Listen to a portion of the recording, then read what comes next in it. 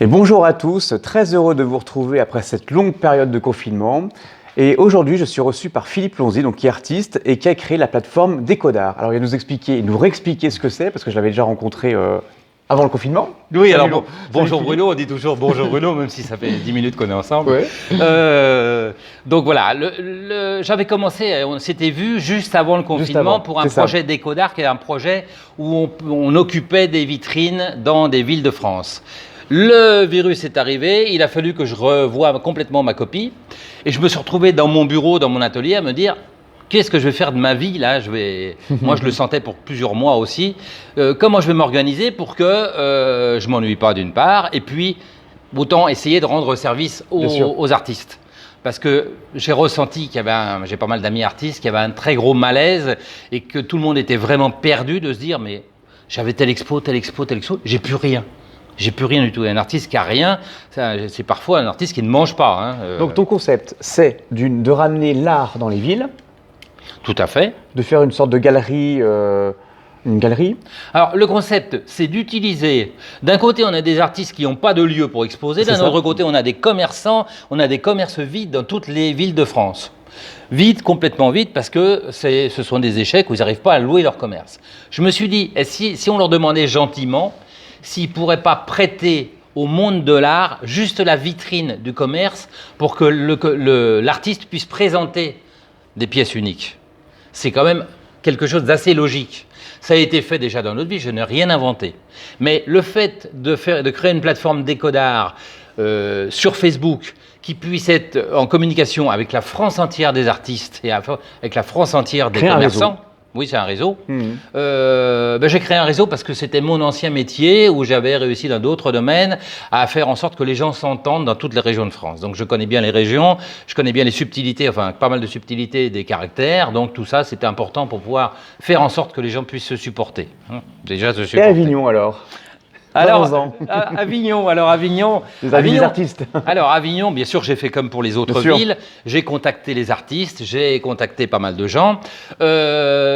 C'est pas sur Avignon qu'on va dire qu'on a le plus de réactivité. Voilà, sans être méchant, je trouve qu'il y a une attente de quand ça sera fini.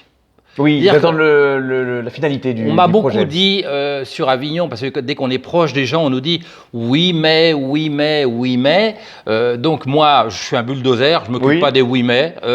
Pour moi, le projet est bon et le projet est vraiment très développé dans beaucoup d'autres régions de France. Donc le oui dans mais, le nord. Dans le nord par exemple, on va en parler, j'ai des endroits magnifiques. Donc donc je fonce. Bon. Je fonce parce que ceux qui ne suivent pas tout de suite, je sais qu'ils vont vouloir me taper au carreau pour rattraper après, pour me dire « Mais moi, j'en veux bien une vitrine », mais ils n'auront rien fait de tout le travail. En fait, ils attendent que tu te lances pour voir si tu te plantes ou pas. Voilà. Comme ça, si tu te plantes, ils diront « Tu vois, on t'avait prévenu », et puis si ça marche, on est là. Ouais. Là, c'est un peu peut-être ils voudraient éviter aussi le côté fatigant, parce que c'est moins fatigant après qu'avant, uniquement disposer ses œuvres dans les vitrines, mais je leur en veux pas, parce que de toute façon… Oui, non, après, c'est dans la bienveillance que tu fais ça. Voilà, c'est peut-être moi qui n'ai pas été bon pour les rencontrer, c'est peut-être moi qui n'ai pas été assez bon pour aller vers eux. Il est possible, on ne sait jamais. Je m'occupe quand même de toute la France. Ça représente à ce jour plus de 1600 artistes qui me demandent des conseils tous les jours, à qui j'envoie des conseils écrits et qui me passent des coups de fil pour me consulter et pour voir comment on peut faire chez eux par rapport à une problématique. Donc c'est vrai que j'ai moins le temps pour m'aller vraiment vers les artistes de la région d'Avignon. Ça, c'est quand même, mais j'ai organisé… C'est l'investissement personnel, l'investissement de temps aussi. Oui, mais j'adore ça, donc c'est pas une souffrance. J'adore aider les gens et j'adore ça. Alors, on a fait déjà une première réunion, d'ailleurs c'était ici avec des gens du Vaucluse, j'en ai fait avec d'autres régions de France, ici ou ailleurs, et il en est sorti des choses très intéressantes. Bon, peu de gens sont contre, tout le monde me dit oui, bien sûr, tu nous appelles quand tu as les boutiques, quoi. Voilà, oui. Alors que forcément. Le but n'est pas tout à fait ça, le but… et je l'ai fait qu'avec quelques artistes, c'était d'aller visiter, on va parler de la ville d'Avignon, aller visiter la ville, recenser tous les pas de porte vides, noter les adresses et leur écrire en passant par la poste, parce que la poste vous savez, la déviation de courrier a forcément l'adresse du propriétaire, donc ça arrive vraiment chez lui, avec un timbre, ça arrive chez lui. Bon, ça c'est quelque chose qui est acquis.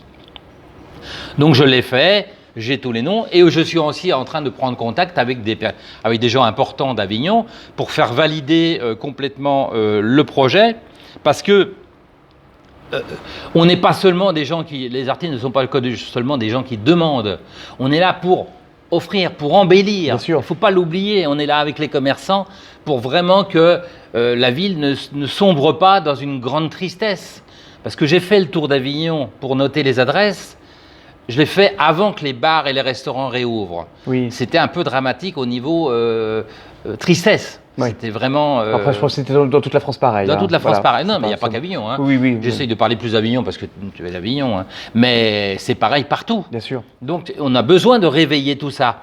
Donc, on ne va pas non plus jouer les sauveurs, mais présenter des belles œuvres, des belles choses gratuitement, parce qu'on est les seuls artistes gratuits dans toutes les gens qui font sculpture, peinture, photographe sont des gens gratuits. On ne gagne que quand on vend. Hein. On ne nous appelle pas pour une prestation payante où on nous paierait pour présenter les œuvres. En fait, ton concept aussi, c'était d'amener de l'art dans les villes, mais pas spécialement dans les centres-villes non plus, dans les zones industrielles, les endroits où on ne l'attend pas spécialement non plus.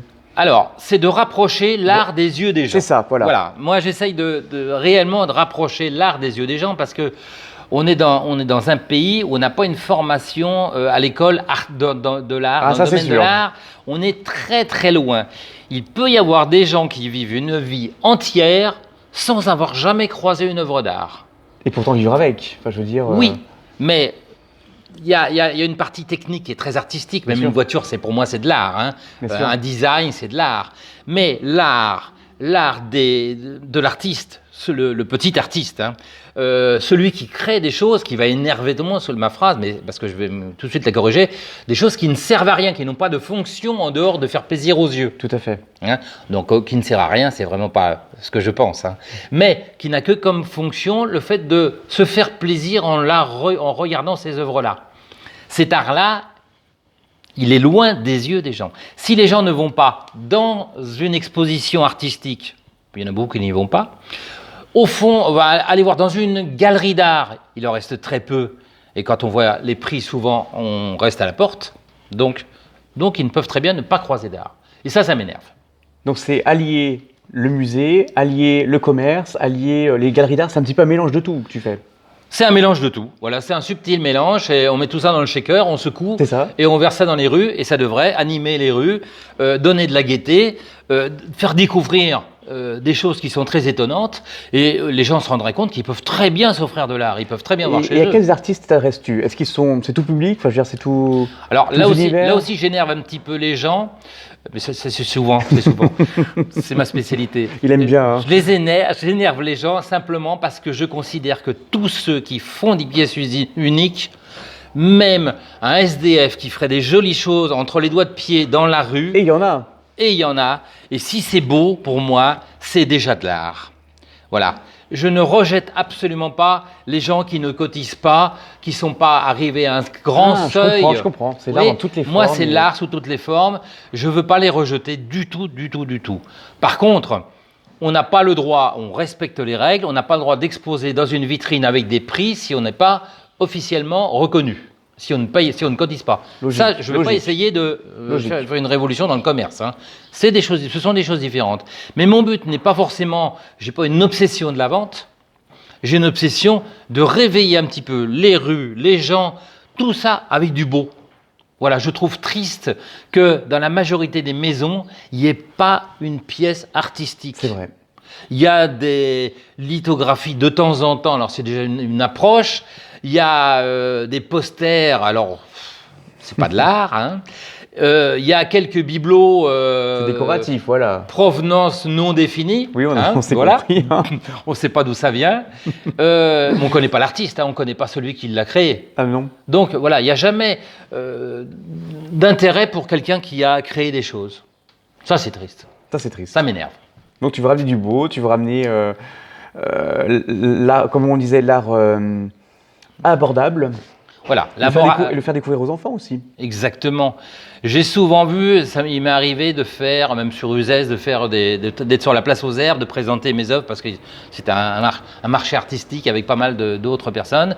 Il y avait un enfant qui disait « Oh maman, regarde !» Et les parents disaient « Allez, viens !» Voilà. Ça, c'est un peu la France. pas prendre le temps. Parce que qui dit art dit, forcément acheter, donc les gens prennent peur parce qu'ils disent que c'est hors de prix, peut-être, mais il faut tout de même laisser la possibilité de découvrir cela. Oui, bien sûr, et puis ils achètent des choses beaucoup plus chères que c'est ça, oui, exactement. Leur portable vaut le prix de très belles sculptures. Et des merdouilles, ouais. Oui. Non, mais c'est parce que on n'a pas eu, c'était une question de formation, on a raté le début en fin de compte. On a raté le début et on est encore en train de le rater. Alors si on pouvait, grâce à Décodart, essayer de secouer un petit peu, de réveiller, en approchant, en mettant dans des jolies vitrines de l'art, moi je pense qu'on aurait gagné quelques pas. Ça serait déjà bien, ça me ferait plaisir. De toute façon, c'est entièrement gratuit. Je n'ai rien à gagner en dehors du plaisir de faire bouger les choses. Donc c'est bénévole et c'est gratuit. En fait, tu veux en ouvrir un par ville ? Alors, dans chaque ville, les artistes se réunissent. Oui. Ça, c'est ce que tu disais là, c'était sur l'ancien projet où j'essayais d'ouvrir un commerce d'art dans chaque ville. C'est ça. Maintenant, on est sur le fait que l'on demande très gentiment aux commerçants s'ils ne pourraient pas nous prêter leurs vitrines poussiéreuses qui ne sont pas utilisées pour l'instant.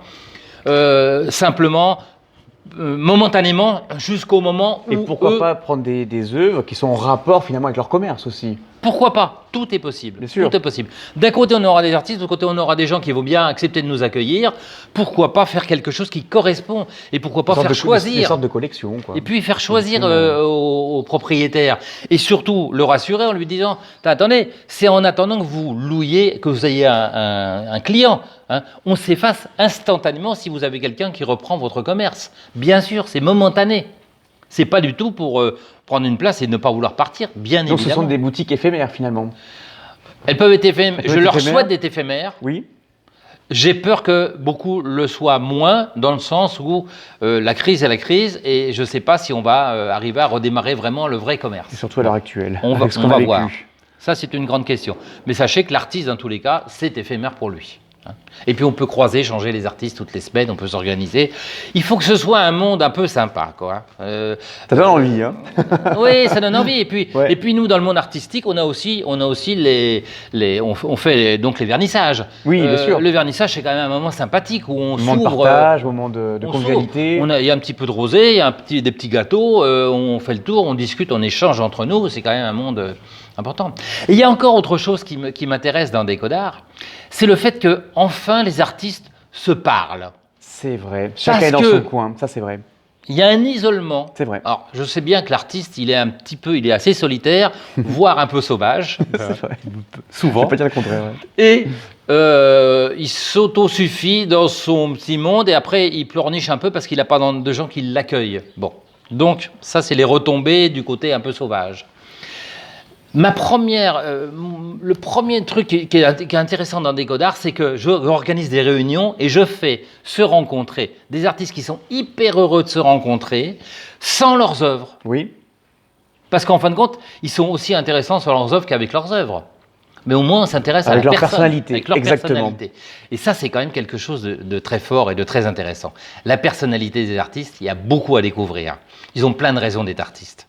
Hein. Et c'est ça qui est intéressant. Ça peut être des rebelles, ça peut être des gens un peu hors normes, ça peut être des gens qui ont un passé complètement ou technique ou au contraire artistique, ou ça peut être des poètes, ou ça peut être tout ce qu'on veut. Et ça, c'est quand même génial. C'est génial, ça apprend à découvrir les gens en fait. Voilà, ça apprend à découvrir les gens et même eux à se découvrir entre eux. Et à se découvrir entre eux, et à se découvrir eux-mêmes aussi. Je n'ai qu'au des compliments des soirées que l'on a organisées, des gens qui étaient présents. Alors on a à chaque fois apporté sur une table chacun un bout de gâteau, un bout de truc, c'est convivial au moins. Très convivial, ça coûte rien. Hein, ça coûte rien parce qu'on aurait aussi mangé chez nous. Hein. Même si on n'était pas venus, on aurait mangé. Donc on a fait la même chose en complicité. Et je leur ai rappelé que les artistes avant, il y a un certain temps, sans que je sois un pro du passé artistique, ils n'avaient pas de portable. C'est vrai. Ils n'avaient pas de tablette, ils n'avaient pas Internet, ils n'avaient même pas de voiture. Et ils se connaissaient. Et ça marchait bien. Mais ils faisaient les soirées, voilà. ils passaient des moments ensemble. Tu trouves que les gens se renferment maintenant ? Enfin, je parle d'une manière générale, pas spécialement artistique, mais... Totalement. Pourtant, on a tout ce qu'il faut, les réseaux sociaux... on se voit trop sur le téléphone pour ne avoir envie de se voir encore autant à manger un bout ensemble. C'est vrai. On s'est vu déjà. Non, je t'ai vu cet après-midi sur ma tablette. Je ne veux pas encore te revoir ce soir. C'est vrai, en plus, c'est comme ça que ça marche. Ils sont à eux. Alors, il y a un petit côté grave, alors on peut en plaisanter. Et en réalité, Décodart, je voudrais que ce soit secouer un peu tout le monde, parce qu'on est en train de secouer toute la France dans d'autres domaines. Hein. Alors j'en profite pour essayer de secouer la France artistique. Bon, secoue la France. Secouer la France artistique pour essayer d'avoir de bons résultats, que les gens, quand vous verrez des vitrines avec de l'art dedans, regardez, ne partez pas du principe que c'est inabordable. Il y a des choses extrêmement raisonnables et belles et magnifiques et faites avec amour. Et approchez-vous des vitrines, n'en ayez pas peur. Déjà, il n'y aura pas le vendeur qui pourra sortir, la porte elle est fermée. Bon. Il n'y a pas des gènes non plus. Il n'y a rien. Hein, il n'y a pas de truc pour vous ficeler, pour vous accrocher devant. Vous êtes libre, mais dans toutes les villes de France, ça va être comme ça. Parce que du coup, j'ai quand même 1600 artistes qui me suivent à ce jour. En 88 jours seulement, 1600 artistes, c'est pas mal. C'est pas mal. Et j'ai 320 villes de France qui sont avec des affiches déco d'art, parce qu'on met les petites affichettes sur les vitrines, déjà pour remercier celui qui nous a prêté la vitrine, on met les petites affichettes, et comme ça, tout le monde sait que ça fait partie, ça décontracte un petit peu pour aller voir ce petit truc, qui en plus va être éphémère. Donc on ne pourra pas dire, non, je passerai le mois prochain à regarder, il y aura autre chose. Donc en fait, tu t'adresses aux artistes, aux commerçants, et aux villes aussi, aux communes. Aux communes, parce que il y a plein de gens dans les communes qui sont dans les bureaux et qui sont là pour aider la renaissance, la renaissance du commerce dans les centres-villes. Il y a dans chaque grande mairie un responsable du commerce, bien sûr. Et pour redynamiser le centre-ville. Hein. Donc, alors, si on veut te contacter, comment on fait? Alors, on peut jeter un coup d'œil sur Déco d'Art. On n'est pas obligé de tout comprendre parce que c'est assez axé message pour les artistes. Bon, ça peut être un peu fatigant, mais il y a tout dessus. Pour les artistes et pour tous ceux qui voudraient, ils peuvent m'envoyer, il y a des petites affichettes pour m'envoyer nom, prénom, portable, email, ville et code postal. Numéro de sécu? Non, je plaisante. Non. Numéro de carte bleue? Non plus, j'ai pas besoin de la carte bleue. Je vous la laisse. C'est totalement gratuit. Ils m'envoient ça et je leur envoie un dossier Déco d'Art. Je l'envoie, ça me coûte rien puisque je l'envoie par mail. Et puis ils vont recevoir de l'information et comment on fait tous ensemble. Très bien. Voilà.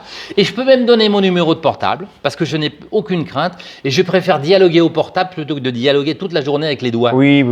Mes doigts sont épuisés. Mes oreilles sont encore comme neuves, mais avec le confinement, mes doigts sont très fatigués. Donc, par mail, p@lonzi.fr,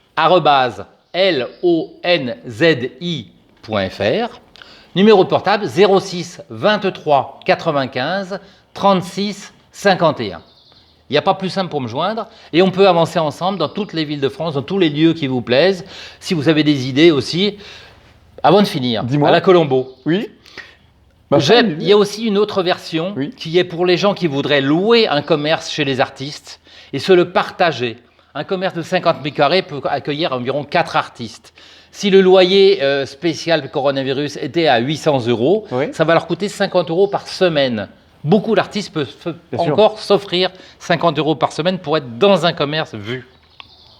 Donc c'est encore du Déco d'Art, ça. C'est encore une fonction, une autre manière de voir les choses, mais elle est vraiment très intéressante et c'est aussi en train de se mettre en place dans plein d'endroits de France. Hein. Un beau projet en tout cas, qui prend forme. Il y a du monde, il y a des idées, et puis ça prend forme parce que c'est en train de se lancer. Alors moi j'ai Calais, 44 ou 45 artistes. J'ai Saint-Marcelin, un tout petit village, je prends l'extrême, un petit village, c'est noir d'artistique dedans. Si vous voulez aller visiter Saint-Marcelin, allez-y.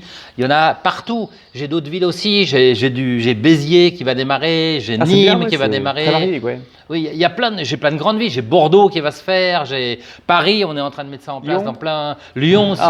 Oui. Non, mais il y a beaucoup d'endroits. Il y a beaucoup de villes où c'est en train de se mettre en place et les artistes sont en train de se. Je leur ai conseillé vraiment de commencer par se réunir parce que l'union fait la force. Et puis ça donne du baume au cœur. On est plus efficace que tout seul. Oui, tout à fait. Hein. Donc Déco d'Art, Philippe Lonzi, voilà, qui a eu la gentillesse de m'accueillir à son atelier aujourd'hui pour me parler de ce magnifique projet. Bien, merci à toi, Philippe.